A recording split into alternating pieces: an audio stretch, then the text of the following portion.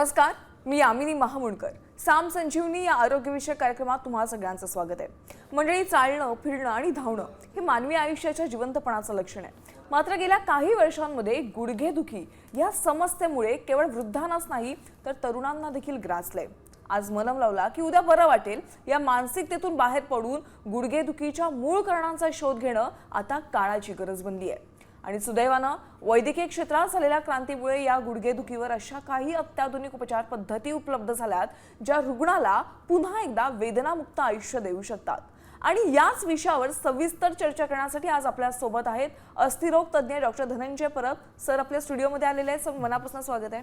नमस्कार. नमस्कार. प्रेक्षकांनो, डॉक्टर धनंजय परब यांनी रूरल मेडिकल कॉलेज लोणी इथून MBBSचं शिक्षण पूर्ण केलेलं आहे. तसंच Karnataka Institute of Medical Science Hubli येथून D ऑर्थोची पदवी प्राप्त केली आहे. आणि इनलॅक्स अँड बुधराणी हॉस्पिटल पुणे इथून त्यांनी ऑर्थोपेडिक्समधील पुढील शिक्षण पूर्ण केले आहे. देवयानी हॉस्पिटल पुणे येथून फेलोशिप इन जॉईंट रिप्लेसमेंट केलेली आहे. श्री हॉस्पिटल पुणे आणि RMS हॉस्पिटल गुजरात इथे ऑर्थोपेडिक कन्सल्टिंग सर्जन म्हणून ते कार्यरत होते. तर आता शाल्बी हॉस्पिटल प्रायव्हेट लिमिटेड जे अहमदाबादला आहे आणि झायनोवा शाल्बी हॉस्पिटल जे मुंबईत आहे तिथे ते आता जॉईंट रिप्लेसमेंट सर्जन म्हणून कार्यरत आहेत. पुणे ऑर्थोपेडिक सोसायटी आणि बॉम्बे ऑर्थोपेडिक सोसायटीचे ते आजीवन सभासद आहेत. तसंच AMC आणि IMA मुंबईचे देखील ते सभासद आहेत. गेल्या 15 वर्षात डॉक्टरांनी सांध्याच्या विकारांनी ग्रस्त असलेल्या 10,000हून अधिक रुग्णांची तपासणी केली आहे आणि या 5,000हून अधिक नी रिप्लेसमेंट शस्त्रक्रिया अगदी यशस्वीपणे पार पाडल्यात.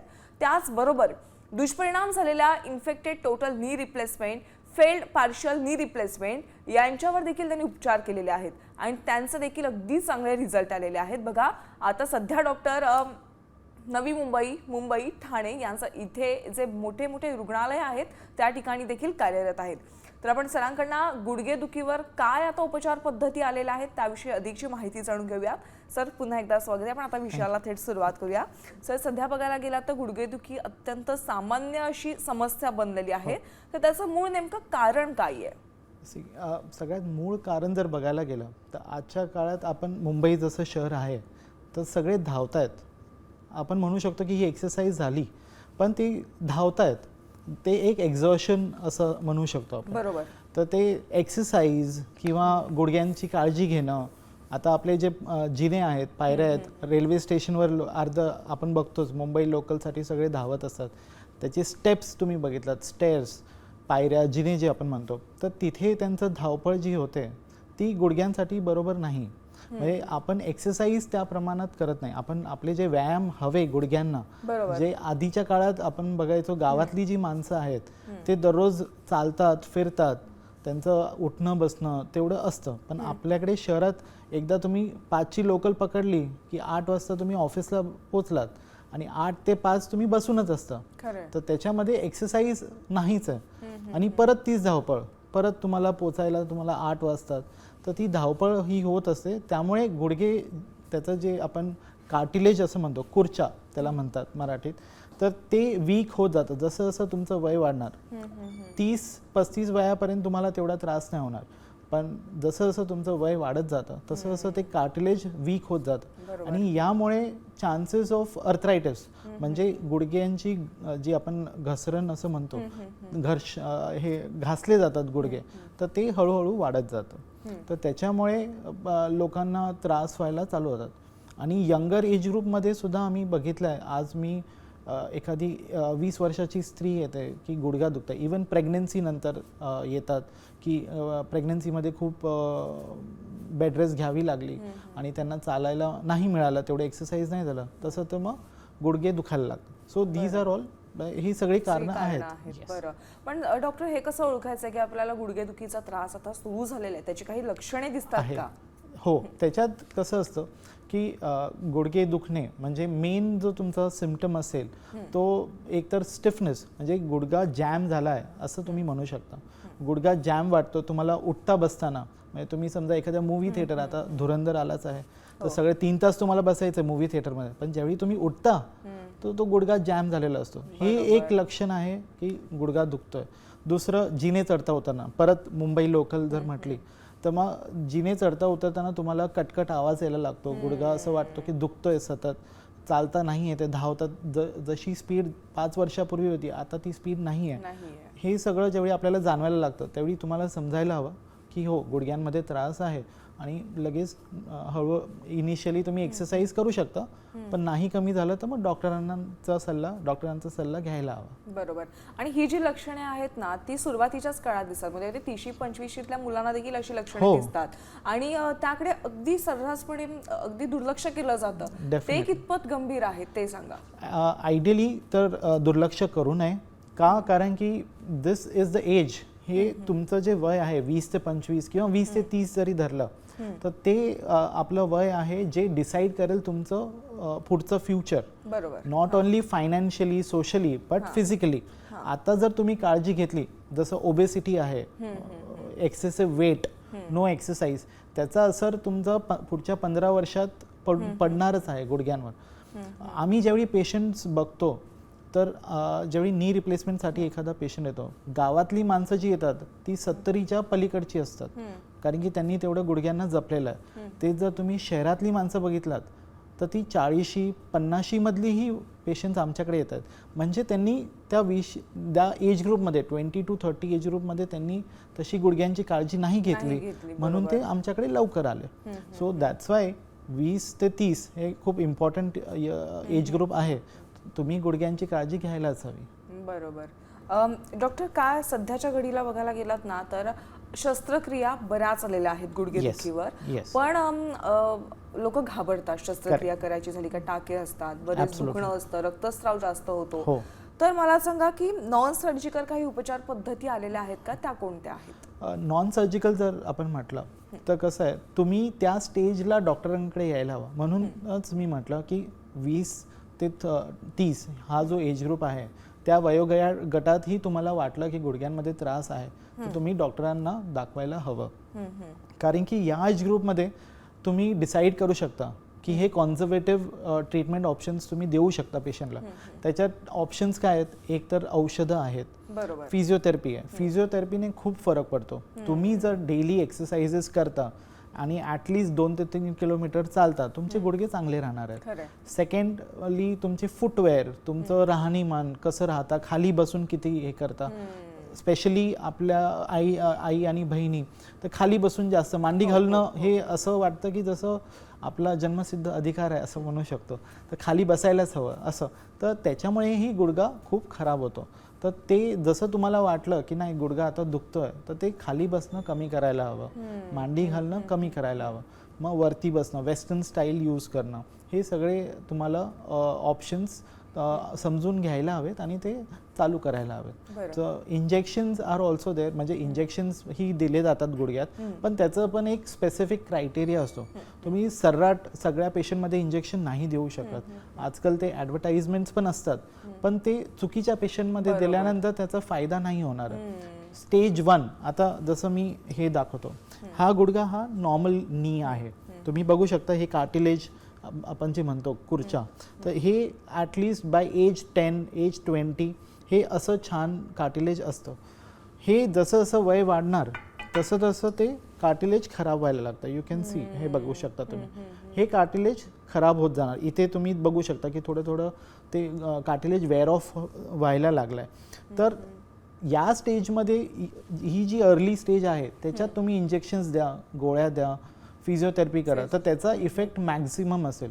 एकदा या स्टेजच्या पलीकडे गेलं तर मग तुम्ही इंजेक्शन्स देऊन त्यांना काही बेनिफिट नाही देतात. सर्जिकलचं ऑप्शन नाहीच आहे. स्टेज 1 किंवा मॅक्सिमम स्टेज 1 स्टेज 2च्या मध्ये तो तुम्ही देऊ शकता की पेशंटला जास्त पेन नाही आहे तर तुम्ही ते ऑप्शन्स यूज करू शकता. नाही तर मग you should think about surgical. गुडघेदुखी जास्त वाढली असेल तर शस्त्रक्रिया हा एकच पर्याय राहतो का? आणि गुडघ्याच्या कोणत्या प्रकारच्या शस्त्रक्रिया सध्या उपलब्ध आहेत? बरं, मेनली कसं आहे, ह्याच्यात जर एक्झाम्पल द्यायचं झालं, आपण गाडी चालवतो, कार चालवतो, 2 व्हीलर्स चालवतो, इवन सायकल चालवतो. एखादा पंक्चर झाला असेल टायरमध्ये तो आपण भरून काढू शकतो. एखादं कुठे काही नेल घुसलं तर ठीक आहे, पण एकदा तो टायर फाटला तर तो तुम्हाला टायर रिप्लेसच करावा लागतो, नवीन टायर घालावाच लागतो. तर गुडघा जर इतका घासला गेला असेल, ही कम्प्लिटली वेअर आउट आहे. तुम्ही बघू शकता हे सगळं निघालंय. त्याची जी शाईन होती गुडघ्याची ही आधीची आणि ही आत्ताची. जर इतकं शाईन त्याचं पूर्ण निघालेलं आहे, direct bone to bone contact होत आहे, हाडं एकमेकांवर घासली जात आहेत, तर मग surgical is the only option. हे गाद्या सुद्धा, हे आता बोन मॉडेल आहे म्हणून गाद्या छान दिसत आहेत, पण ज्यावेळी आम्ही ऑपरेट करतो तर हे गाद्या पूर्ण फाटलेल्या असतात. Direct bone to bone contact असतं.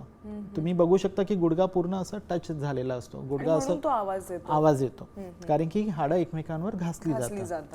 तर ज्यावेळी हे झालेलं आहे ऑलरेडी, तर तिथे तुम्हाला नॉन सर्जिकल ऑप्शन्स किंवा चाललाय ढकलतोय आपण तसं नाही चालणार. तिथे मग तुम्हाला सर्जिकल ऑप्शन घ्यायलाच हवा. येस. बरं सर, मला रोबोटिक नी रिप्लेसमेंट विषयी तुमच्याकडून जाणून घ्यायचं आहे. सध्या बऱ्याचदा याविषयी ऐकलेलं आहे. तर रोबोटिक नी रिप्लेसमेंट म्हणजे नेमकं काय आहे, आणि जी जुनी पद्धत होती गुडघा शस्त्रक्रियेची, त्यापेक्षा ही शस्त्रक्रियेचे काय जास्त फायदे आहेत?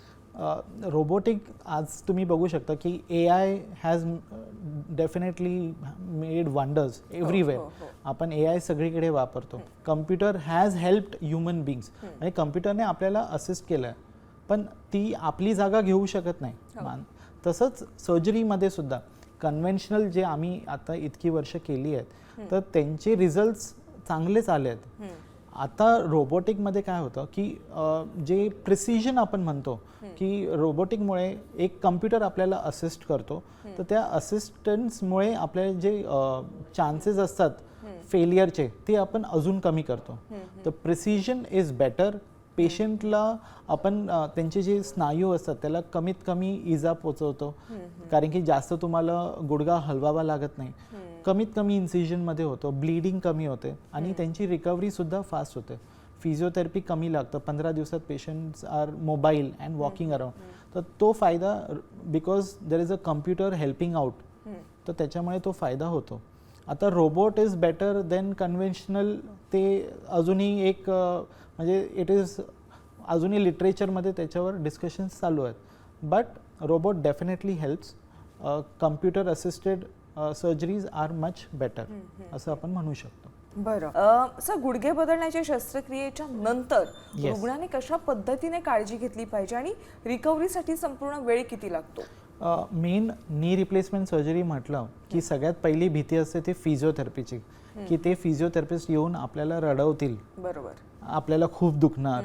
हे आधीपासून म्हणजे गेली 10 वर्ष आम्ही ऐकतोय पेशंट्सकडून, कारण की ते पहिला कंप्लेंट ज्यावेळी एखादा पेशंट येतो आमच्याकडे OPD-मध्ये, तर दुखणार किती, ऑपरेशन नंतर काय करावं लागेल.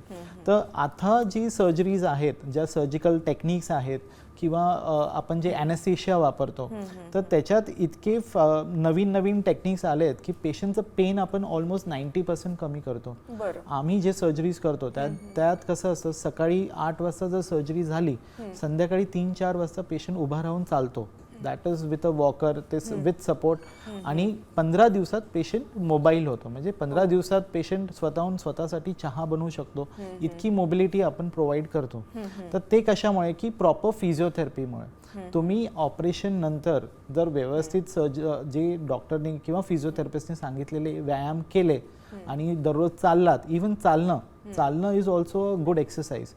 जितकं तुम्ही चालाल तेवढा तो गुडघा नॉर्मल मसल्स ते नॉर्मल मुवमेंट्समध्ये येतात, तर त्याच्यामुळे तुमची रिकव्हरी फास्ट होते. बरोबर. तर त्याच्या बाकी काळजी घेण्यासारखं काही नाही. तुम्हाला घाबरणं मेन की आम्हाला झोपून राहावं लागेल, 2 महिने मी झोपून असेल, असं काही नसतं. स्वतःहून तुम्ही वॉशरूमला जाणार, स्वतःहून तुम्ही चालणार, कोणालाही तुम्हाला म्हणजे साधा पाण्याचा ग्लास सुद्धा द्यायची गरज नाही. इतकं आपण त्यांना आत्ताच्या काळात इतकं सोपं झालं आहे knee replacement. So it is much easier compared. बरोबर. असं सध्या AI इतकी प्रगती केलेली आहे, मेडिकल क्षेत्रात देखील आपण बघायला गेला तर अनेक नवीन तंत्रज्ञान आलेलं आहे. तर ऑर्थोपेडिकच्या क्षेत्रामध्ये गुडघेदुखीच्या निदानासाठी आणि उपचारासाठी आणखी कोणत्या नवीन तंत्रज्ञानाचा वापर केला जातो? जे आता तुम्ही जो प्रश्न विचारला त्याच्यात इनिशियल इव्हॅल्युएशन, म्हणजे सगळ्यात आधी पेशंटचं इव्हॅल्युएशन खूप इम्पॉर्टंट असतं. आम्हाला पेशंट बघणं समोर, त्यांची ते कसे चालत येतात, त्यांचं मेनली प्रॉब्लेम काय, पायात लचक आहे की गुडघा जास्त दुखतोय, हे बघणं सगळ्यात इम्पॉर्टंट असतं. एक्झामिनेशन ऑफ द पेशंट ते सगळ्यात इम्पॉर्टंट. आता नवीन इन्व्हेस्टिगेशन्स काय आल्यात, स्टँडर्ड आमचं जे इन्व्हेस्टिगेशन आहे ते आहे एक्सरे, रेडिओग्राफ. आपण स्टँडिंग उभं राहून आपण पेशंटचं एक्सरे काढतो आणि त्याच्यातच आपल्याला ऑलमोस्ट 90% माहिती कळते. हा एखादा अर्ली स्टेज जर असेल तर त्याच्यात आपण MRI करतो. MRI मध्ये ती फाइंडिंग्स मिळून जातात आणि त्या हिशोबाने की पेशंट सर्जरीसाठी घ्यायचं आहे की आपण कन्झर्वेटिव्हली मॅनेज करू शकतो, हे डिसिजन आपण करू शकतो. बरं. अजून त्याच्यासाठी बाकी इन्व्हेस्टिगेशन्सची गरज नाही नाही आहे. लागत अननेसेसरी इन्व्हेस्टिगेशन्स आपल्याला गरज नाही गरज आहे. नाही. बरोबर.